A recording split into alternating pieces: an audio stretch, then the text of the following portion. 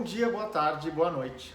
Hoje eu vou tratar de um tema que é sempre muito sensível e me sensibiliza bastante, tá? Que é quem tem direito aos medicamentos, aos caros medicamentos, para tratar a atrofia muscular espinhal, tá? Que é mais conhecida como AMI.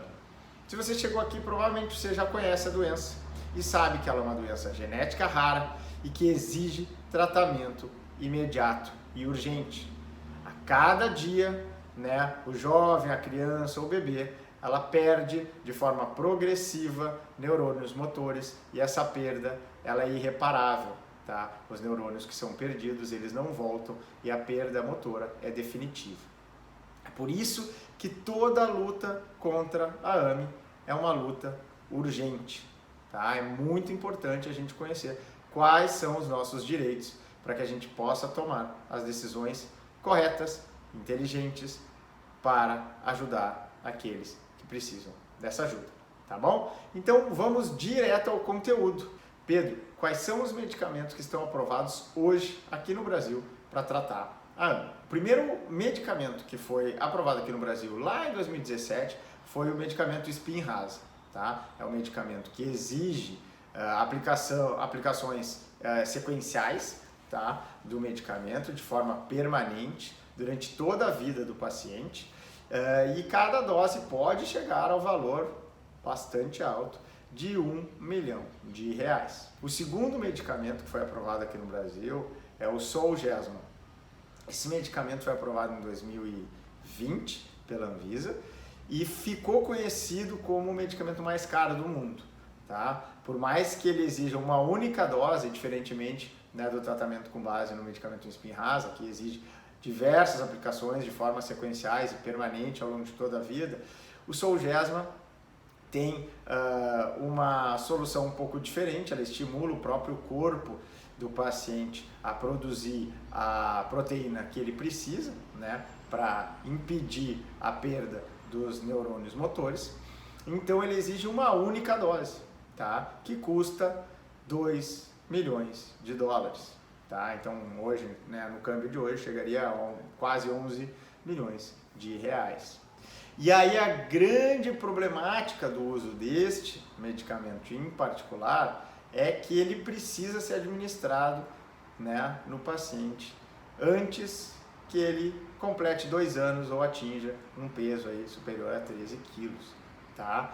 E isso não é uma determinação regulatória, mas é uma questão científica que o próprio veículo, tá, para que o medicamento consiga navegar dentro do corpo, ele é um vírus e há estudos que demonstram que depois de 2 anos, invariavelmente, o próprio corpo da criança ela mata o vírus e aí o tratamento acaba não sendo tão eficaz ou não é mais eficaz, tá bom? E o terceiro medicamento que foi aprovado já no Brasil é o Evrysdi, tá? Não sei nem pronunciar direito o nome desse medicamento, que é um pouco mais complicado.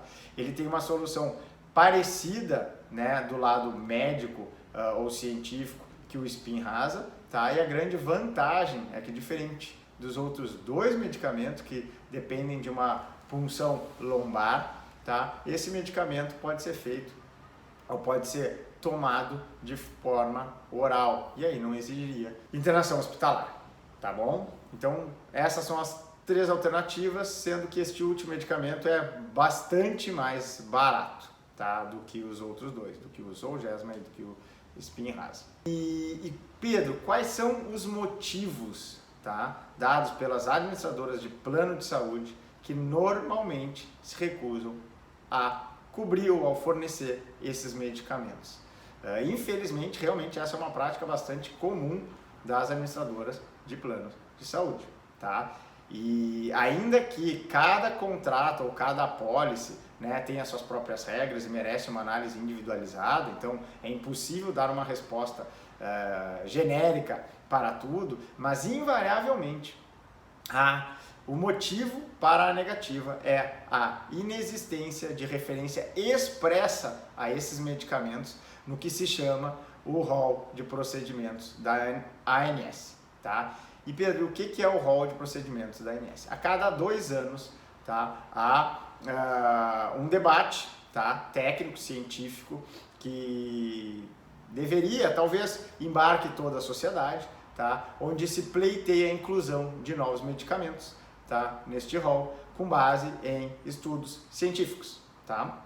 E isso acontece de 2 em 2 anos e alguns medicamentos são incluídos, né, nessa dinâmica nesse período de 2 em 2 anos, o que não é tão compatível com a evolução ou desenvolvimento da ciência. Né? Inclusive, se a gente tivesse esse tipo de regra agora para aprovar, por exemplo, vacinas para o Covid, a gente estaria aguardando aqui, né, um debate dentro da ANS para discutir se esse tipo de tratamento entraria ou não dentro dos planos de saúde. Então aí você vê qual é a problemática ou qual é a dinâmica que inviabiliza esse procedimento para incluir novos tratamentos dentro do rol.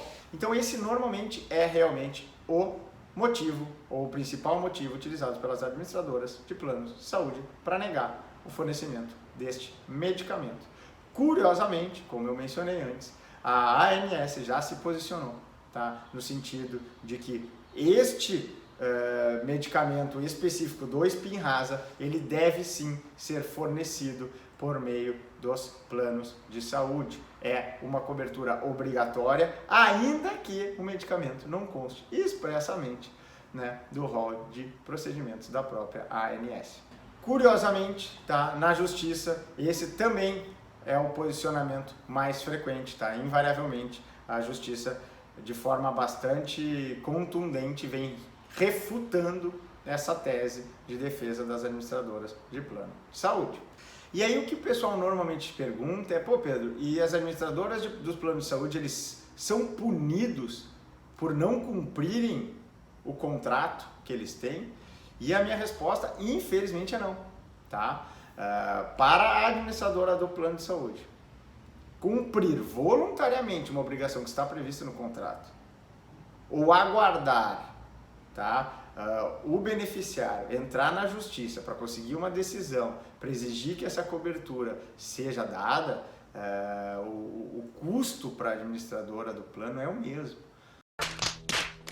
É se entender por que muitas administradoras de plano de saúde optam por não fazer ou não fornecer este medicamento de forma consciente, ainda que não tenha um bom fundamento para negar esse tipo de cobertura.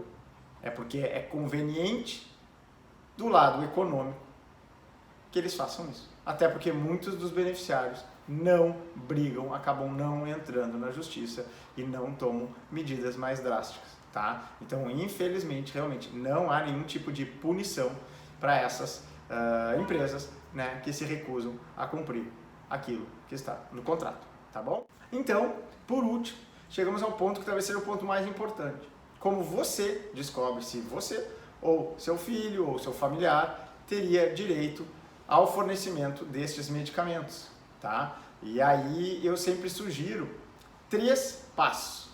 O primeiro passo é solicitar para a própria administradora do seu plano de saúde as condições gerais do seu plano, tá? Normalmente, quando a gente precisa disso, a gente não tem isso em mãos, então é muito importante que a gente entre lá ou no site, né, da própria empresa, faça um pedido na ouvidoria ou no saque dessa empresa e eles vão sim enviar esse documento para você, tá bom? O segundo ponto, você precisa consultar um especialista que acompanha, né, o seu filho ou o seu familiar e pedir para este profissional de saúde, tá, fazer uma prescrição específica para o medicamento mais adequado para este paciente, tá, de forma fundamentada, tá? Isso é muito importante. Você realmente precisa ter uma prescrição médica de um profissional de saúde devidamente fundamentada, tá, para que o medicamento ou o tratamento possa ser exigido do plano de saúde, tá bom? E o terceiro passo é pegar essa documentação, então pegar essa prescrição médica, pegar os exames que comprovam o diagnóstico da doença e enviar isso para o seu plano de saúde e solicitar para que eles confirmem a existência de cobertura para esse tratamento, tá bom? E isso pode demorar um pouco de tempo, muitas vezes vocês conseguem fazer direto no aplicativo disponibilizado pelas empresas, às vezes você tem que ir lá na ouvidoria, às vezes você tem que ligar, então dependendo da empresa, o meio de fazer esse envio, ele varia bastante.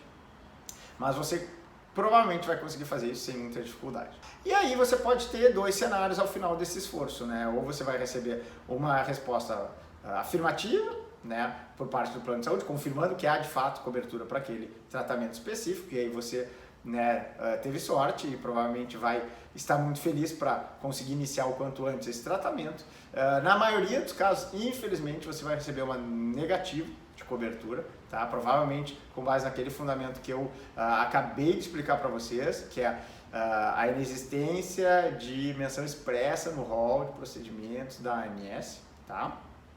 Então isso pode acontecer. E se isso vier a acontecer, a nossa sugestão é que você consulte um advogado da sua confiança para analisar o seu contrato, para analisar o fundamento da negativa dado pelo plano de saúde e aí avaliar se há, sim, bons argumentos para você discutir e exigir esse tipo de cobertura na justiça. Tá bom? Por hoje é só. Espero que tenha ajudado vocês e até mais, pessoal.